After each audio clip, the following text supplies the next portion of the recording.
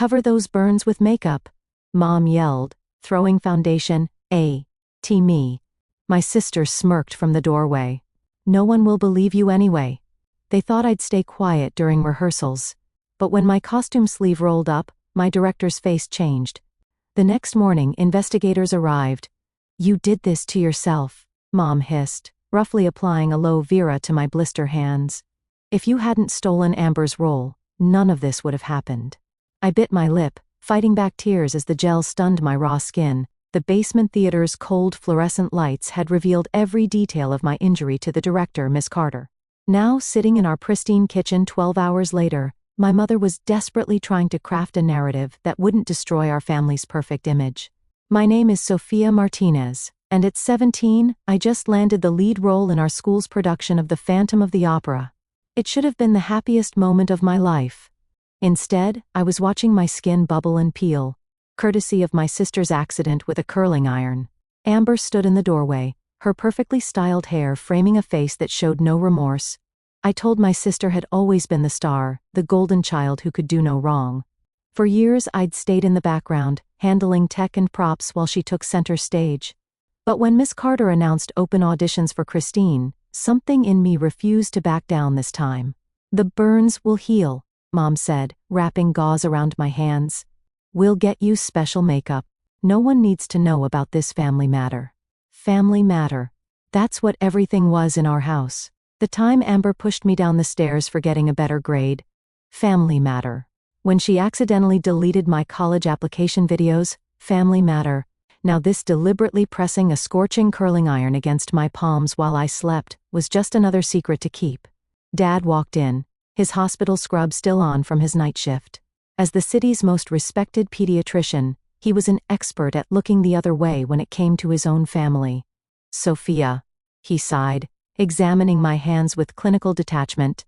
These need proper medical attention. No hospitals, Mom snapped. We have everything we need here. Besides, rehearsals start tomorrow. She needs to be ready. I stared at my father, silently pleading. For a moment I thought I saw something flicker in his eyes. Concerned, maybe even guilt. But then Amber spoke. Daddy, Sophia's just being dramatic. She's trying to ruin my senior year because she's jealous. I've played lead in every production since freshman year. This was supposed to be my final. Dad's face hardened. Your mother's right. We'll treat this at home. Sophia, you need to think about how your actions affect others. My actions. Of course. Somehow, this was my fault. That night, I lay in bed, my hands throbbing. The pain medication Dad had given me barely touched the surface. Through the wall, I could hear Amber practicing her vocals, songs for a role she no longer had. Each perfect note felt like another burn. Morning brought new challenges. Mom spent an hour applying specialized makeup to my hands, cursing every time the gods showed through. Remember, she warned. If anyone asks, you were practicing curling techniques for the show, it was an accident. At school, I felt like I was sleepwalking. The makeup was thick and uncomfortable, making it hard to move my fingers without cracking the carefully constructed facade.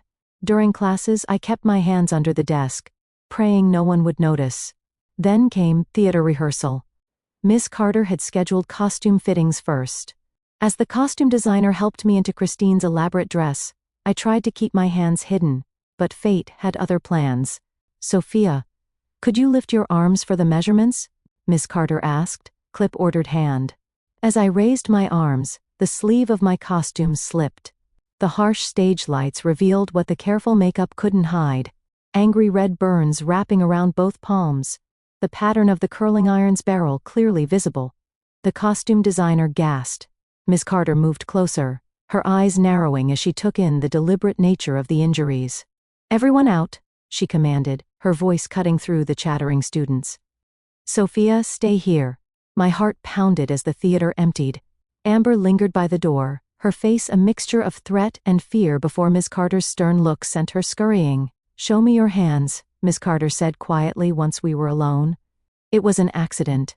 I recited the practice lie, tasting bitter. I was curling my hair. Sophia, her voice was gentle but firm. I've been teaching theater for 20 years. I know what curling iron burns look like. No accident causes symmetrical burns on both palms. Tears welled up in my eyes as she carefully held my wrists, examining the damage. Your sister did this, didn't she? The question hung in the air like the final note of a tragic aria. I couldn't speak, but my silence was answer enough. And your parents? They said it's a family matter. Ms. Carter's face darkened. She pulled out her phone, scrolling through contacts with determined precision. What are you doing? I asked, panic rising in my throat, making a call that should have been made long ago. She looked at me with fierce protection in her eyes. Some matters are too big for families to handle alone. As she dialed, I saw Amber watching through the theater door window, her perfect facade finally cracking with fear. The next morning, 2 Child Protective Services investigators arrived at our house.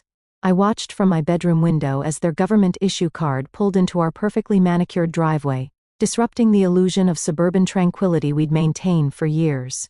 Mom was in the kitchen, frantically scrubbing already spotless counters when the doorbell rang. Amber said the breakfast bar, her face pale beneath her carefully applied makeup. Dad had already left for his hospital shift, conveniently avoiding what was about to unfold. Sophia, Mom hissed at the stairs. Come down here right now and put on your gloves. But it was too late. Miss Carter had taken photos yesterday, clear, undeniable evidence of what had been done to me. The investigators, a stern-looking woman named Mrs. Bennett and her younger colleague, Mr. Torres, were already seated in our living room when I came downstairs. Mrs. Martinez, Mrs. Bennett began, her voice professional but firm. We've received a report concerning some serious injuries to Sophia's hands. We'd like to speak with her privately. Mom's perfectly maintained smile faltered. This is ridiculous. It was a simple accident. Girls experiment with hairstyling all the time. Then you won't mind if we speak with Sophia alone, Mr. Torres replied, his kind eyes meeting mine. They led me to our study, closing the door on Mom's protests. For the next hour, I told them everything. Not just about the burns but about years of Amber's escalating behavior and my parents' constant cover-ups. My hands shook as I described the curling iron incident. How I'd woken up to searing pain and Amber standing over me, warning me to drop out of the play. Your drama teacher mentioned previous incidents, Mrs. Bennett said gently. Can you tell us about those? So I did. The stairs, the deleted videos, the lost acceptance letter from a prestigious summer theater program.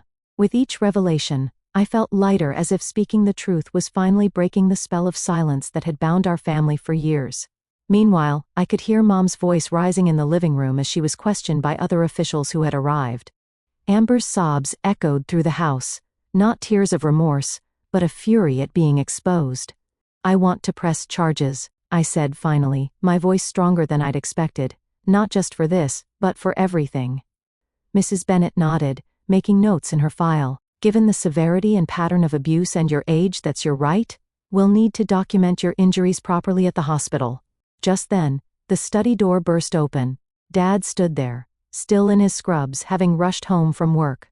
His face was a storm of emotions, anger, fear, and something else I'd never seen before. Shame. This is a misunderstanding. He began his doctor's authority, coding each word as a medical professional. As a medical professional, Mr. Torres cut in, you should be especially concerned about these injuries. The pattern suggests deliberate harm, Dr. Martin S., and your failure to seek proper medical treatment could be considered negligent. Dad's face went pale. His carefully constructed world of respectability was crumbling, and he knew it. Sophia, he pleaded, think about your sister's future, her college applications. What about my future? I stood up, holding out my bandage cans. What about all the futures you've let her steal from me while you looked the other way? The room fell silent. In that moment, I saw my father, really saw him for the first time. Not as the respected doctor or the distant parent, but as someone who had failed his youngest daughter in every way that mattered. Mrs. Bennett stepped between us. Dr. Martin S., given your position at the Children's Hospital, will need to conduct a thorough investigation. Your medical license could be affected by this. He staggered back as if struck. His reputation, the thing he valued most, was now at risk. From downstairs came the sound of breaking glass, followed by Amber's scream of rage. Mom's placating voice rose above the chaos, still trying to maintain control of a situation long past controlling. I'd like to go to the hospital now, I said quietly. turning to Mrs. Bennet. And then I want to call Miss Carter. She should know what's happening. As they led me out of the study, I passed Amber on the stairs. Her perfect mask had cracked completely, revealing the ugliness beneath. "You're ruining everything," she snarled. "I hate you." For the first time, her words didn't hurt. They just confirmed why I finally found the courage to say this had to end. In the CBS car, driving away from the house that had been my prison for so long, I looked down at my phone. There was a message from Miss Carter: "You're stronger than you know. We're all here for you." I closed my eyes, letting tears fall freely. Tomorrow would bring police statements, hospital examinations, and hard conversations. But for now, I just felt relief. The curtain had finally fallen on my family's performance of perfection. And though the ending wasn't happy, it was real. And real was exactly what I needed it to be. 6 months later, I stood on the stage of our school theater. The spotlight warmed on my face as I sang the final notes of Think of Me. The audience erupted in applause, and through the bright lights, I could see Miss Carter wiping tears from her eyes. My hands had healed, leaving only faint scars that told a story of survival. The makeup I wore now was for the character of Christine, not to hide evidence of abuse. The changes in my life had been swift and dramatic after that day. Amber had been arrested and charged with assault. Given her age and my parents' influence, she'd been offered a plea deal, mandatory psychiatric treatment, community service, and she had to stay at least 500 feet away from me. She was now living with our aunt in another state, attending therapy sessions 3 times a week. Mom and Dad faced their own consequences. Dad's medical license was suspended pending review, and both parents were charged with child endangerment. The investigation revealed a pattern of enabling Amber's behavior that stretched back years. They were ordered to attend counseling and parenting classes. As for me, I moved in with my grandmother Alina, who had been kept in the dark about what was happening in our house. When she learned the truth, she became my fiercest protector. "May I more?" she'd said the day I moved in. "In this house, you will shine as bright as you want, and shine I did." Without Amber's shadow looming over me, I discovered parts of myself I never knew existed. My voice grew stronger both on stage and off. I joined the student council, started a support group for students dealing with family abuse, and maintained my spot on the honor roll. The theater became my sanctuary. Miss Carter didn't just direct our plays. She became a mentor, helping me apply to college theater programs and writing glowing recommendations. After the final curtain call of Phantom, I found myself surrounded by my new support system. My grandmother hugged me tightly, whispering proud words in Spanish. My best friend Sarah, who had been the first person I told about the abuse, was holding a bouquet of roses. Even Mrs. Bennet from CPS had come to watch. "Sophia," Miss Carter called, making her way through the crowd. "Someone here wants to meet you." Behind her stood a woman in a crisp suit, the dean of the theater department from the state university. "That was quite a performance," she said, handing me in her card. "We'd love to have you audition for our program. Full scholarship?"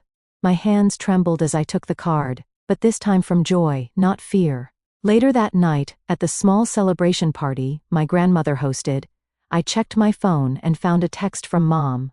"We saw the video of your performance. You were beautiful. We're sorry for everything. When you're ready, we'd like to talk." I showed the message to my grandmother. She squeezed my shoulder and said, "The choice is yours, Maya. Your healing happens on your timeline, not theirs." She was right. I wasn't ready to forgive yet, but I was ready to move forward. The future stretched before me like an open stage full of possibilities. Sarah appeared at my side, Granny, ready for the best part of the evening. She led me to my grandmother's garden, where my theater friends had gathered. They prepared a surprise. A montage of photos and videos from the past 6 months, showing my journey from those dark days to now. There I was at rehearsals, laughing with the cast, leading a student council meeting, speaking at a community event about standing up against family abuse. "You helped us too, you know," Sarah said softly. "By being brave enough to speak up, you showed others they could do the same." 2 other students in our school had come forward about their own family situations since my story became known. The support group I started now had regular meetings, and Miss Carter had implemented a new policy in the theater department about recognizing and reporting signs of abuse. As I watched the montage end with today's performance, I realized something profound. The real performance had been my old life, pretending everything was fine when it wasn't. Now, standing in my grandmother's garden surrounded by people who truly cared about me, I was finally living authentically. Speech. Someone called out. I looked around at these faces, my chosen family, and felt only gratitude. 6 months ago, I thought was over. I began. But it was actually just beginning. Sometimes the hardest role to play is yourself, but it's the only one that matters. The night ended with songs around my grandmother's piano, laughter, and plans for the future. As I fell asleep at night, my script for tomorrow's college edition on my bedside table, I thought about how far I come. The curtain had risen on my new life, and this time,